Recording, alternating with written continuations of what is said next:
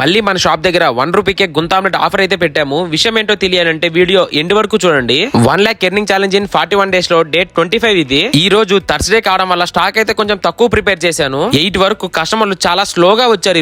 ఈ రోజు బిజినెస్ కొంచెం డల్ ఉంది అనుకున్నా. ఆఫ్టర్ 8:20 తర్వాత కస్టమర్స్ ఒకేసారి రావడంతో స్టాక్ మొత్తం జస్ట్ 40 minutes లో కంప్లీట్ అయిపోయింది. స్టాక్ ఎర్లీగా అయిపోవడం వల్ల ఈ రోజు దగ్గర 20 కస్టమర్స్ అయితే వెనక్కి వెళ్ళిపోయారు. కొంతమంది కస్టమర్లు అయితే మీ షాప్ కి బాగా డిమాండ్ పెరిగిపోతుంది భయ్యా అన్నారు. నిజానికి చెప్పాలంటే డిమాండ్ పెరిగింది మా షాప్ కాదు, బ్యాంబూస్ కి. బ్యాంబూస్ అసలు దొరకడమే లేదు, అందువల్ల స్టాక్ అయితే తక్కువ పెడుతున్నాను. ఈ జూలై 7th అనగా మండే ఈవినింగ్ 7:30 తర్వాత వచ్చిన ఫస్ట్ 30 కస్టమర్స్ కి కేవలం 1 రూపాయికే గుంత ఆమ్లెట్ ఇస్తున్నాను.